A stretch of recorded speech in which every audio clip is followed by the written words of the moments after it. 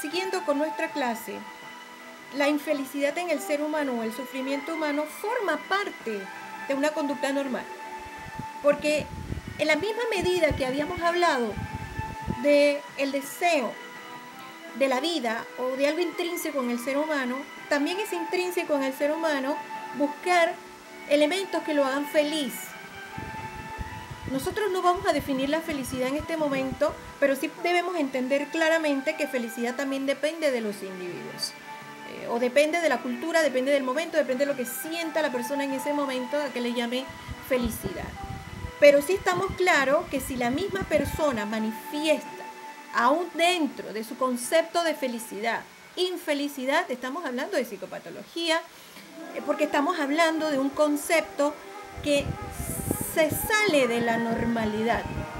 Así que el sufrimiento personal no forma parte de la conducta normal del ser humano. Sufrir no es normal. Entonces, al entrar en ese sufrimiento que nos lleva probablemente a una situación mucho más grave, podemos estar hablando de conducta psicopatológica. La falta de adaptación al entorno, eso también es un concepto de anormalidad. ¿Por qué? Porque es natural, biológico, evolutivo, viene en la carne, en el ADN del ser humano, adaptarse. Así sea la condición que exista. El ser humano se ha adaptado a través de la historia. Ha buscado formas de adaptarse ante el frío, ante el calor, ante el miedo, ante la ansiedad, ante los peligros. Ha producido cantidades de objetos y productos que lo ayuden a adaptarse al sol, que lo ayuden a adaptarse a las necesidades de crear cosas como el fuego, como la rueda. La perfecciona, la lleva a límites necesarios para su subsistencia. Es decir, que el ser humano se adapta.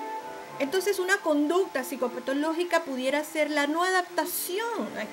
Vemos a la persona que en cualquier lugar del mundo, en cualquier esfera de su vida, en momentos específicos, le cuesta estar en un conjunto, en sociedad, en grupo, incluso solo, etcétera, que no se adapta, que no puede estar, que se siente incómodo, que siente algún tipo de rasgo, se notan algún tipo de rasgo y él siente algún tipo de sentimientos o de emociones que parecen no hacerlo sentir cómodo ante la situación. Así que eso también es una falta o una parte, para entender la psicopatología, es la falta de adaptación al entorno.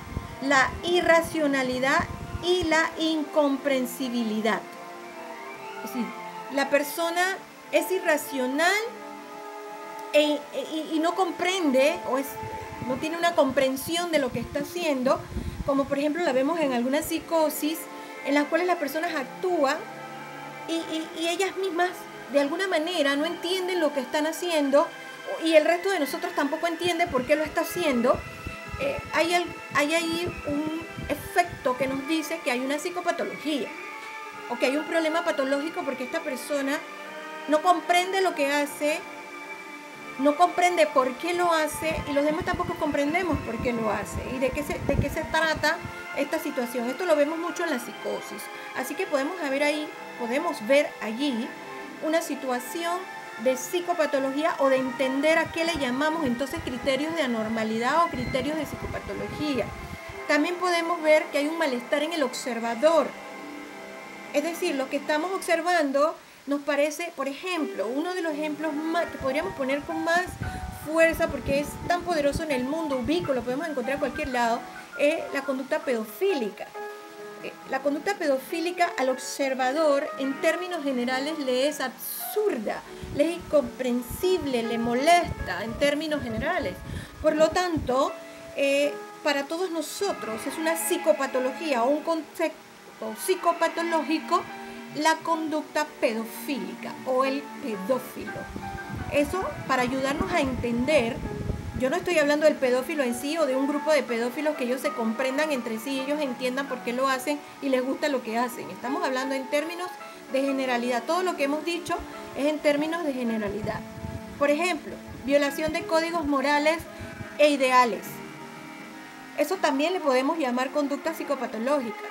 Por eso nosotros incluimos las conductas que riñen con la armonía social, los crímenes, los asesinatos, las torturas, que riñen con la sociedad, que riñen con la convivencia de los seres humanos, la parte pacífica de los seres humanos, a pesar de que la conducta de muerte, que es un tabú también, la conducta de muerte es antropológica, forma parte del ser humano y es una forma de adaptación también.